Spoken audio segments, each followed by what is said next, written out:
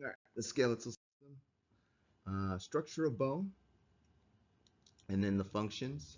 So not just support, but if you didn't know, all your blood cells are made in your bone. We'll talk about how things in your body become bone, ossification, different types. And then we'll go and study the bones based on their body regions. So the axial skeleton first, and then the appendicular skeleton. All right, so the axial, so where you spin about. So this is gonna be your spinal column, your ribs, and then your appendicular skeleton are your appendages.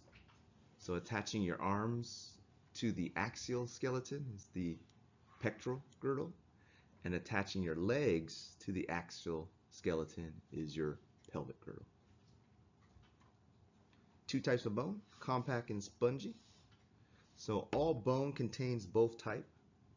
Usually compact is on the outside of the bone, and within the semi-hollow space of the inner bone, there's spongy bone.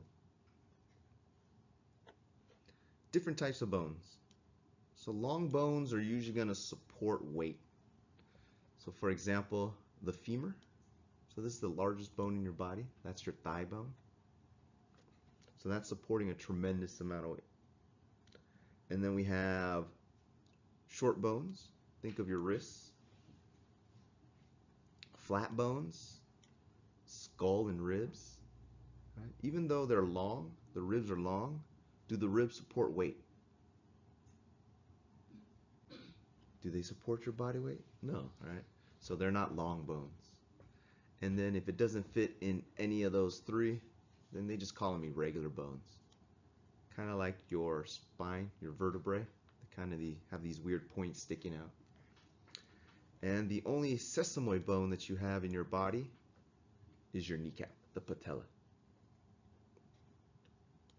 What does the prefix epi mean?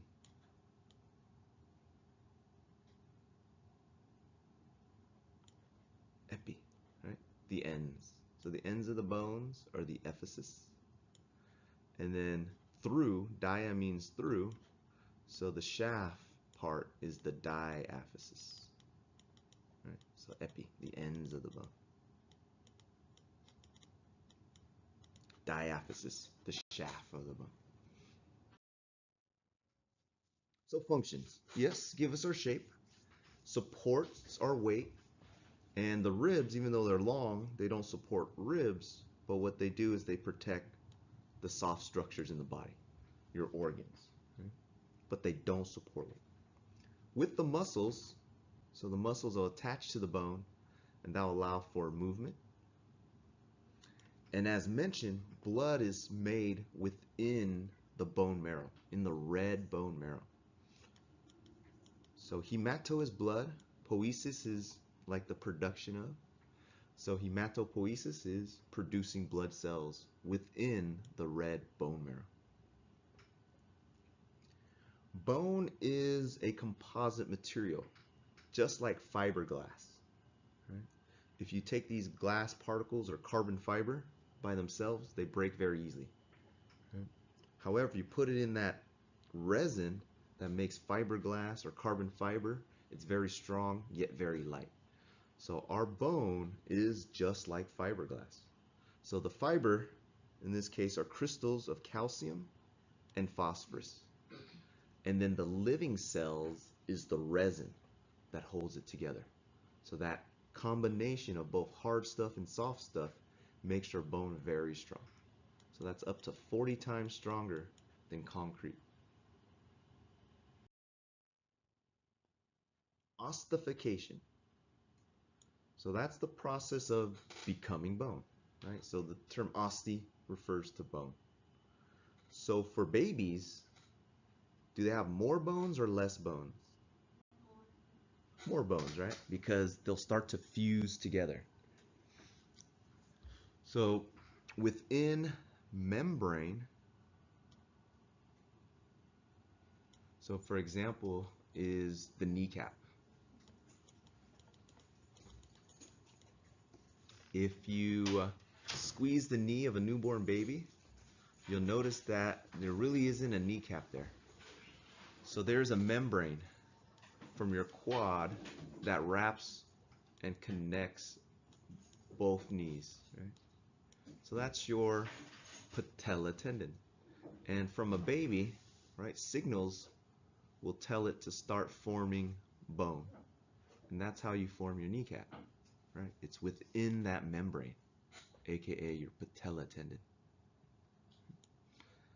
Endo within chondra. Who remembers what chondra means? Hypochondriatic region. Ribs, right?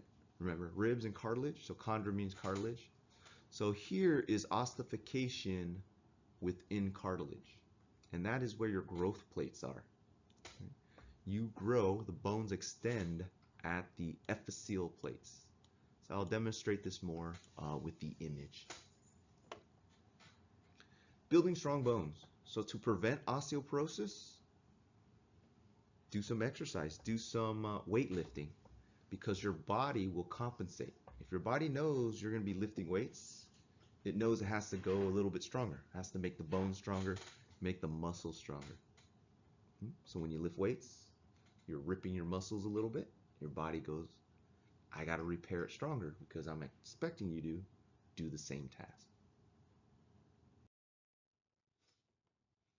All right, bone structures. So these are names for bumps and pits and holes that you find on bones.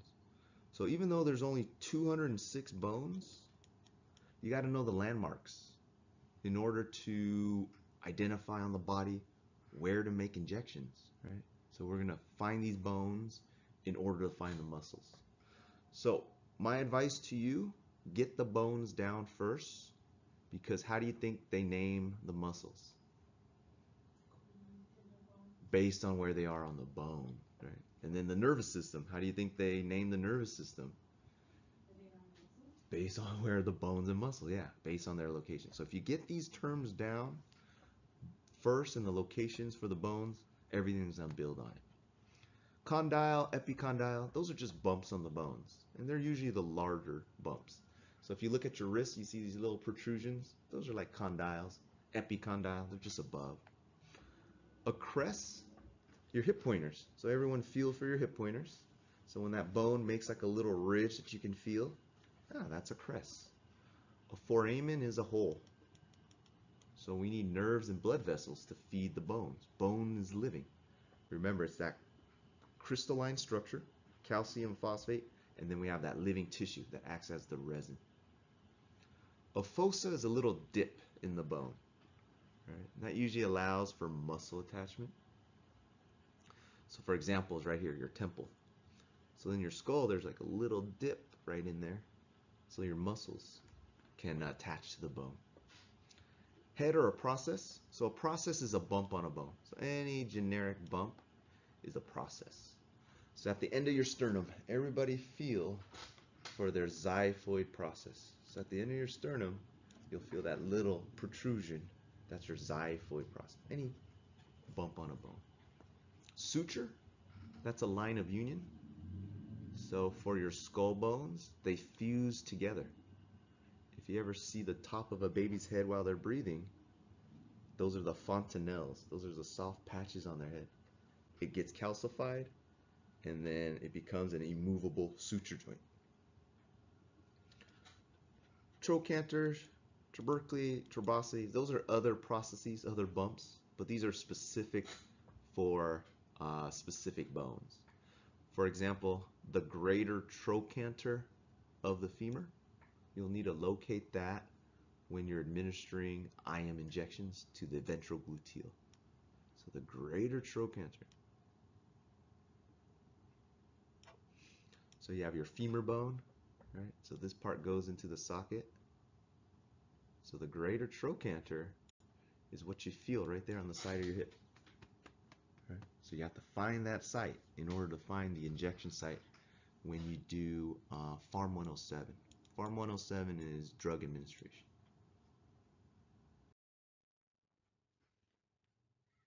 All right, let's get into the axial skeleton, the actual bones. Right. So a lot of these you're already familiar with. So point to the front of your head. All right, what bone is that? The frontal bone, right? Easy enough. What's this part of your head called? The temples, right? So what do you think that bone is called? The temporal bone. Very good. So we already use a lot of these terms. Now we're just going to build on it and give you the precise definition and location. Occipital, right? Think of vision. Your vision's in the back of your brain. So that bone in the back, that's the occipital bone. And then what did we leave out? The parietal. So the rest of it is the parietal bone. The sphenoid, ethmoid, those are going to make the cavity of the nose. You don't have to know about these specifics.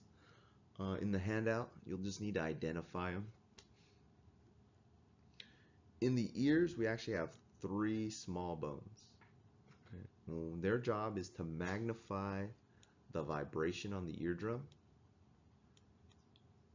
and they transfer that sound into the inner ear. So those are the 3 little oscillacles.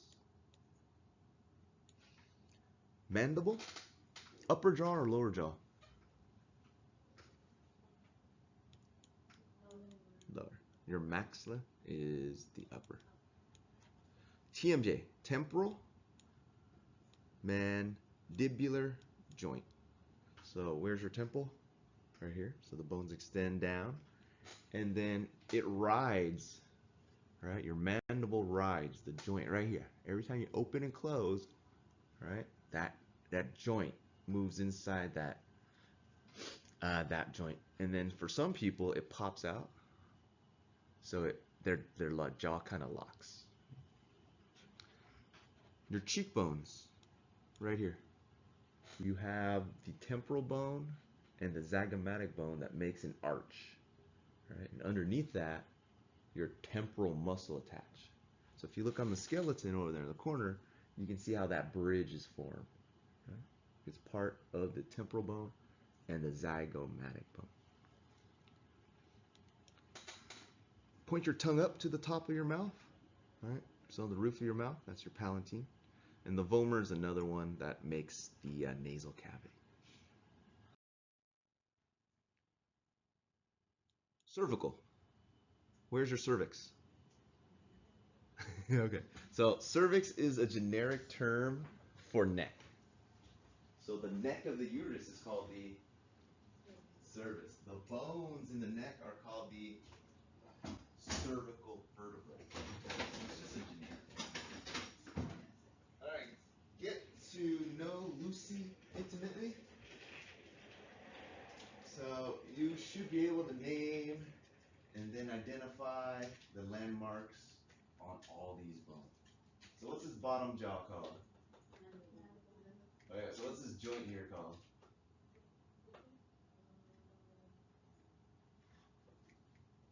Uh-oh. Temporal mandibular joint. Here's your temporal bone. Here's the mandible.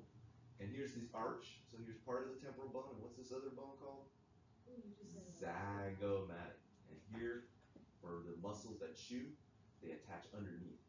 This little dip, this fossa, allows for greater surface area for that muscle to attach. So one of the strongest muscles in your body is that jawbone. All right, so how many neck bones do you have? How many neck bones do you have?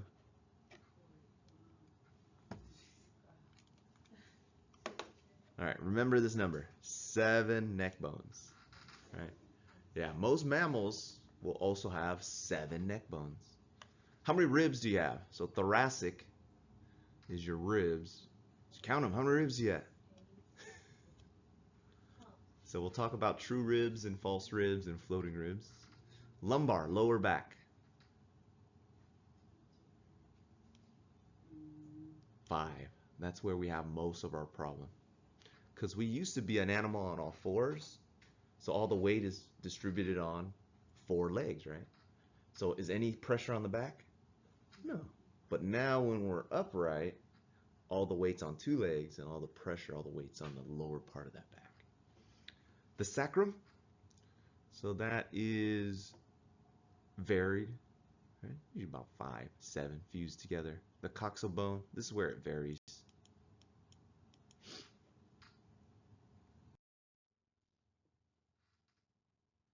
True ribs, so the first 7.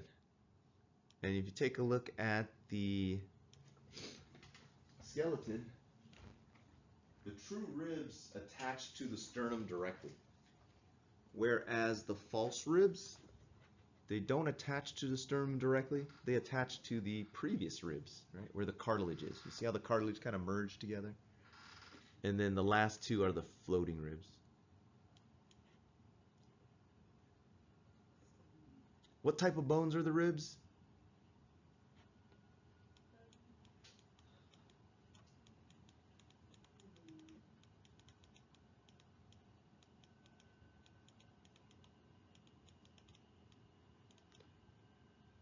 So which one are they? Long, short, flat, sesamoid, or irregular? Are they supporting weight? What are they then? Flat bones. Remember? You remember from the beginning. All right, just making sure your recall is okay. Point to your collarbone.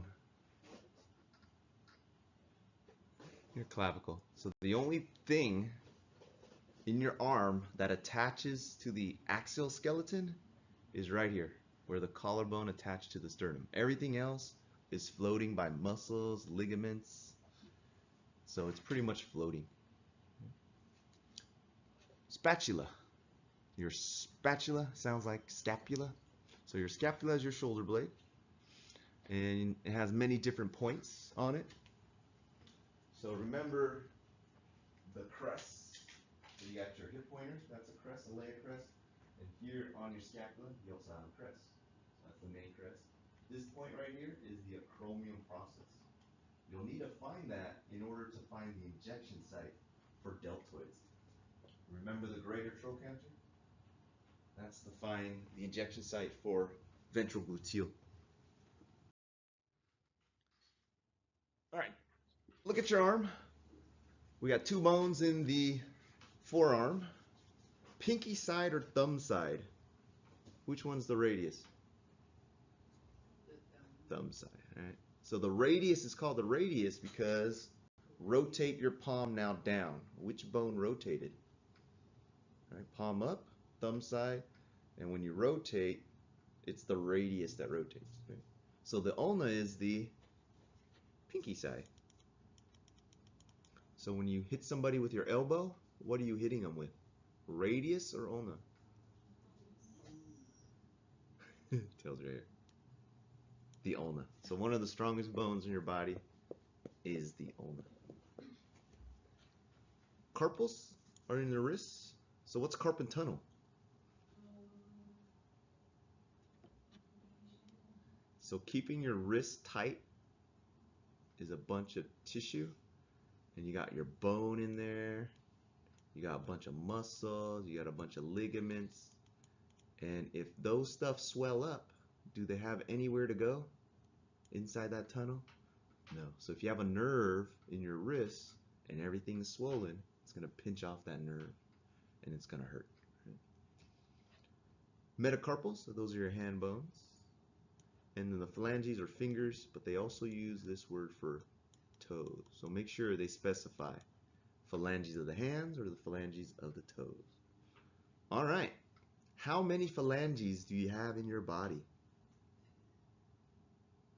Count them. How many phalanges? Did you count these? All right, so you only have to count them on one hand and then multiply by 4, right? All right, so we have how many in the pinky? 3. How many here? How many here? How many here? How many here? Are you sure? Oh, 2. Thumb only has 2. So we have 3, 6, 12, 13, 14. All right, 14. And then just multiply by. All right, there you go. You already learned the name of 56 bones. Congratulations. Did you think you'd be able to know the name of 56 bones by today? Why are you laughing? I told you guys are going to know the names of all the bones. All right, how many carpal bones do you have? Metacarpals. You can't count your wrist bones. How many metacarpal bones do you have? 1, 2, 3, 4, 5. And then the other hand is, oh my God, that's another 10 bone names that you know. All right. And your feet are called metatarsals. How many metatarsals do you have? Oh my God, there you go. There's 80 bones. You only have about 150 left to learn. How many ribs do you have? 24 already. There, you learned another 24 name of bone. So it's not that many, and if you work at it, you're going to eliminate them all.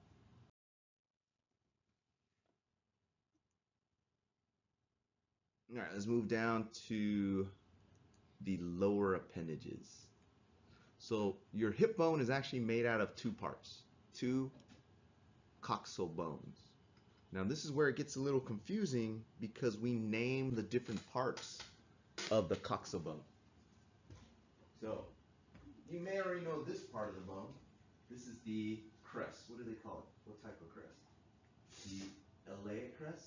Right? So this part of the bone is the iliac crest. Where you sit on right here is the ischium, and then this part is the pubis, right? Where you creates the pubic bone. So it fuses here at the pubis symphysis. So this is a partially movable joint. If any of you guys given birth, what happens? It flexes a little bit to open the hip. And then it is fused to the sacrum, right here. So you have 2 coxal bones, but they have 3 different names to the regions. The iliac part, the ischium, and the pubis.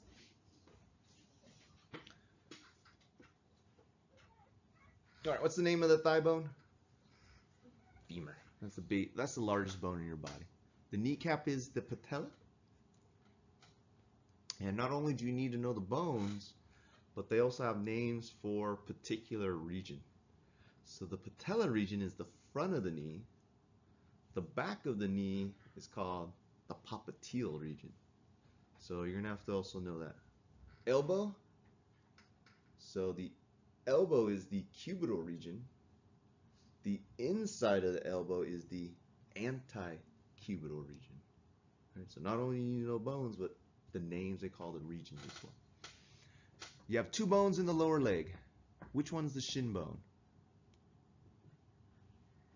So that is the tibia, right? The fibula, is it on the inside or the outside of the tibia?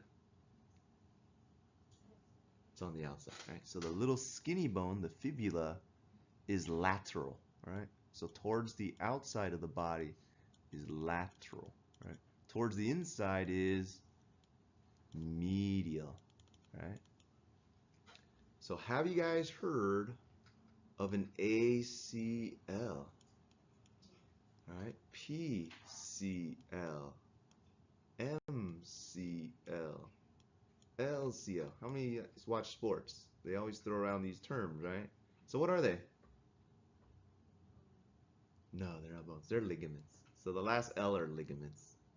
So here in the knee. So which knee are we looking at here? Which knee is this? So we know this is the lateral side. So which knee is it? Right. Very good. Are we looking at the front or the back? That's the front. No. No. It's the back. All right, because this is the medial side. All right, so this is towards the inside. This is the lateral side, towards the outside. Right or left? Looks like, no, it looks like the left. Is it the left or the right? All right, either way, the ACL and PCL. So A stands for anterior, so that's the one in the front. PCL stands for posterior. So you have a ligament that cross. So the one in the back is the PCL. The one in the front is the ACL. And then you have a ligament here on the lateral side. So that's the lateral collateral ligament. And the one on the inside is called the medial collateral ligament. Right? So that's using our body organization terms. Ankle bones are the tarsals. Remember, the wrist bones are the carpals. And then the hand bones were the metacarpals.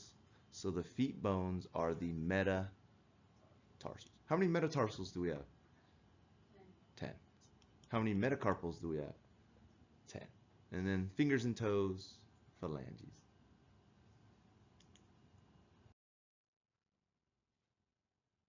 We have multiple types of joints. So the fibrous joints are like your cranial joint and even your gums, your teeth to the gums, the gomphus joints are fibrous.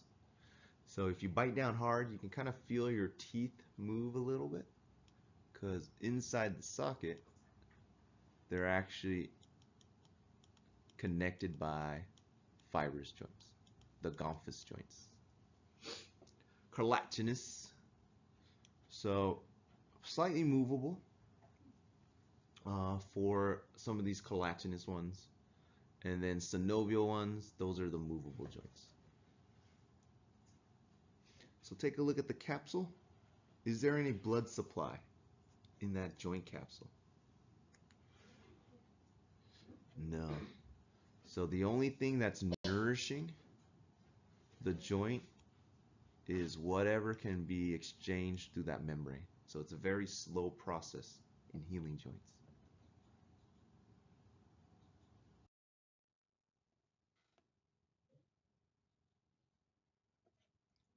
Common conditions. So we have multiple types of arthritis, and I'll throw in here gout as metabolic. And they call it arthritis because it causes inflammation of the joint. So in this case, this is inflammation of the bones and the joint. So this is just damage. So if you repeatedly use something or overstress the joint, you'll get damage. So if you get rest, it'll slowly heal. Maybe you'll need some surgery. Whereas rheumatoid arthritis, it's an autoimmune disease where your own immune system is attacking the joint cells and is progressively attacking the joint cells. And lastly, gout. Gout is your body's inability to process urea properly. So you'll form uric acid crystals inside the joints. Very painful. So those are the three arthritises. Bursitis. You have little kind of like airbags cushion. So they call them meniscus. And they're within the joints. They help cushion impact. And they can get inflamed. Sometimes they tear as well.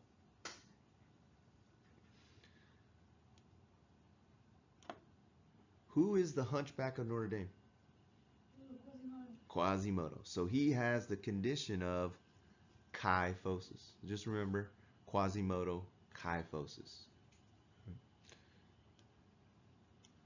What's the abbreviated name for Jennifer Lopez?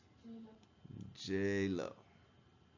So J-Lo has lordosis, a sway back.